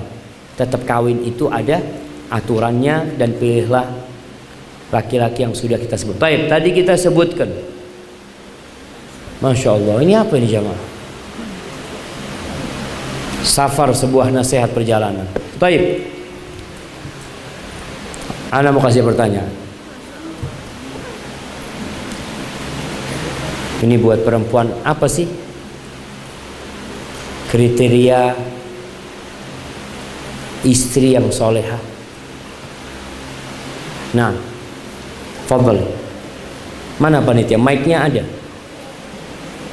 Ada mic-nya? Ya. Silahkan. Jauh banget. Insya Allah. Kita ini zamannya wireless jamaah. Ini masih pakai kabel-kabel kayak gini.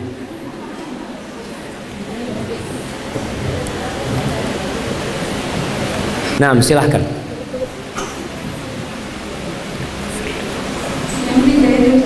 Gimana? Nggak tahu, yang 3, yang 4 sebutkan. Yang pertama, kalau dipandang atau adka. Apa artinya? Ketika dilihat menyenangkan, ketika diberita taat, ketika suami pergi, dia berjaga dan Masya Allah, barakallahu fikum. Fadhal ya jemaah. Ya. Nah, tuh perempuan yang paling baik kata Nabi sallallahu alaihi wasallam, yang kalau dipandang menyenangkan. Dan ana melihat banyak wanita kalau dipandang oleh suaminya tidak menyenangkan. tapi kalau dipandang orang menyenangkan. Kenapa? Karena banyak wanita kalau keluar rumah dia bersolek. Sampai laki-laki itu kalau melihat istrinya cantik, pertanyaannya mau kemana? Karena nggak pernah cantik di rumah istrinya. Kalau cantik mau kemana ini? Maka jangan sampai itu terjadi lagi di rumah.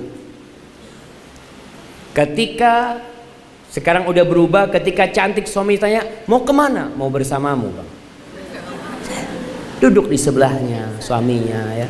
Yang kedua, yang kalau disuruh taat, nggak pernah bantah. Itu istri yang soleha. Dan ingat, kadangkala banyak masalah gara-gara istri tidak taat, istri meremehkan kewajiban dia untuk taat kepada suaminya. Khususnya untuk urusan ranjang, tolong taatin suami. Yang ketiga, kalau suaminya keluar rumah, tolong dijaga kehormatan dirinya. Jangan memasukkan laki-laki ke dalam rumah. Mungkin gak ada yang masukkan laki-laki dengan wujudnya, tapi sekarang dengan handphone, video call sama laki-laki, WhatsApp sama laki-laki. Na'udzubillah, hati-hati, jaga kehormatan dirimu dan jaga harta suami. Baik, pertanyaan selanjutnya. Sebutkan kriteria suami yang soleh. Nah, fadhal, yang sudah nikah. Jawab. Kasih sebelahnya yang sudah nikah. Nah, fadhal.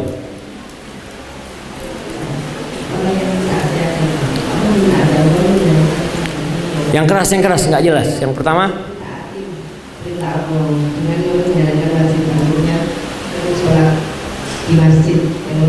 melaksanakan perintah Allah. Yang kedua, akhlaknya baik. Taib, barakallahu fikum. Fadhil jamaah. Kata Nabi sallallahu alaihi wasallam, khairukum li ahli. Orang yang terbaik di antara kalian adalah yang paling baik sama istrinya. Taib, pertanyaan yang ketiga. Sebutkan beberapa kemungkaran yang terjadi sebelum pernikahan. Nah, fadhil di depan ini. Mic-nya. Nah. Fadhil.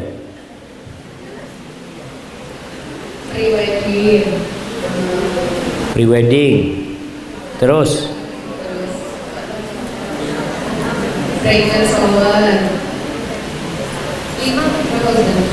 terserah berapa sudah. Pesta lajang. Taib, barakallahu fiik. Fadhil insyaallah. Barakallahu fiik. Taib jamaah, kita lanjutkan. Masih ada 7 menit lagi. Ustaz, kenapa ikhwan yang mendekati saya selalu yang sudah beristri? Dan rata-rata mereka sedang dalam masalah. Sekarang ada yang mendekati saya dan bilang akan bercerai. Tapi saya sarankan untuk tidak bercerai. Tapi dia tetap bersikukuh dengan akhirnya. Dan akhirnya saya bilang iya, sudah selesaikan dulu masalahmu karena saya tidak mau dianggap sebagai pelakor. Apa sikap saya salah karena menyarankan dia? Hati-hati sama laki-laki seperti ini. Ada seorang perempuan dia mengatakan, Ustaz, dia juga bertanya modelnya seperti ini. Jadi suami anak ini, Ustaz, dia mengatakan kalau dia punya masalah sama istrinya, dia mau cerai sama istrinya macam-macam, kemudian dia nikah sama anak. Ternyata Ustaz, dia nggak ada masalah sama istrinya, nggak mau cerai sama istrinya, dia hanya mau cari istri kedua, tapi dengan cara berbohong. Maka ana lihat, yang pertama, kalau laki-laki ini benar, dia datang kepada orang tua anti untuk melamar anti, bukan mendekati anti. Ada wanita laki-laki yang merayu perempuan ya seperti ini seperti itu. Kemudian yang kedua, lihat kalau dia punya masalah di keluarganya, masalahnya dari siapa? Jangan-jangan dari dianya sebagai suami. Dan anti menikah sama dia, masalah itu akan terulang kembali di dalam rumah anti nanti. Maka tolong berhati-hati kalau dikatakan banyak suami, banyak laki-laki yang bersuami itu mendekati anti, ya mungkin dia berharap Anti mau menerima mereka? Atau ada daya tarik yang membuat anti mau menerima dia? Kadang-kala yang didekatin ini memang sama laki-laki yang udah bersuami, yang sudah berumur jemaah. Kalau gadis-gadis kadang-kala yang masih muda-muda, jelas dia nggak diterima mungkin dalam bayangan dia seperti itu. Hadza wallahu alam. Ini kayaknya pertanyaan terakhir jemaah. Ustadz, mohon izin bertanya. Alhamdulillah saya sudah menjalankan ta'aruf. Ana ini nggak paham ta'aruf yang dimaksud seperti apa, dan sudah memutuskan tanggal pernikahan. Berarti sudah khitbah dia, sudah melamar. Namun pihak orang tua laki-laki tiba-tiba tidak menyetujui, tidak memberi restu, lantaran latar belakang orang tua saya tidak jauh dari, saya tidak atau jauh dari kata sempurna. Untuk laki-lakinya masih ingin meneruskan, tapi ia bimbang dengan pendapat ayah, ortu atau ibunya dari laki-laki yang ayahnya, ortu atau ibu dari laki-lakinya tersebut sudah meninggal. Yang saya tanyakan adalah apakah hukum atau adalah hukum memilih calon menantu yang harus memiliki nasab atau keturunan yang sempurna, dan apakah Allah akan murka terhadap ortu yang menunda mempersulit anaknya menikah. Jamaah, kalau bicara nasab, memang nasab menjadi salah satu pertimbangan orang menikah. Kenapa? Karena biasanya kalau nasabnya baik, anaknya baik. Tapi juga nggak tentu. Karena Allah bisa melahirkan dari orang kafir orang yang beriman. Begitu pula bisa tercipta orang kafir dari ibu yang beriman. Mungkin itu terjadi. Bagaimana Nabi Ibrahim alaihissalam, orang tuanya pembuat berhala, tapi muncul Nabi Ibrahim alaihissalam. Bagaimana Nabi Nuh alaihissalam, anaknya Kan'an, kafir, tidak mau beriman dengan ayahnya. Jadi kalau bicara nasab, ya nasab menjadi pertimbangan, menjadi salah satu pertimbangan. Tapi bukan itu pertimbangan mutlak. Pertimbangan yang harus menjadi titik beratnya adalah masalah akhlak dan agama seseorang. Terus bagaimana kondisinya sekarang seperti ini? Anti nunggu posisi. Nunggu bagaimana? Nunggu suami berhasil merayu ibunya. Karena kalau dipaksa anti menikah sama dia, oke, suami nggak butuh wali untuk menikah. Mungkin dia menikah sama anti, tapi akhirnya anti akan ribut terus sama mertua nanti. Kesian juga sama suami ketika harus putus hubungan silaturahim sama ibunya nantinya gara-gara itu. Dan para orang tua sekali lagi tolong, ketika anaknya mau menikah, arahkan untuk menikah dengan akhlaknya dan agama yang baik. Hadza wallahu a'lam bissawab. Jamaah, ana mohon maaf, ana rasa hanya itu yang bisa ana sampaikan. Yang penting jangan sampai ilmu yang kita kaji, yang kita pelajari itu hanya jadi wacana buat kita, jadi wawasan buat kita. Kelak kita akan ditanya sama Allah pada hari kiamat, an ilmihi madza amila bi, tentang ilmunya dipakai buat apa ini. Jangan sampai kita hadir kajian pulang nggak ada perubahan di diri kita, dapat ilmu tapi nggak bermanfaat ilmunya. Allahumma inna na'udzubika min ilmin la yanfa' wa min qalbin la yakhsha wa min nafsin la tashba wa min da'watin la yustajabu laha. Rabbana zalamna anfusana wa illam taghfir lana wa tarhamna lanakunanna minal khasirin. Subhanakallahumma wa bihamdika asyhadu an la ilaha illa anta astaghfiruka wa atubu ilaik. Wassalamualaikum warahmatullahi wabarakatuh.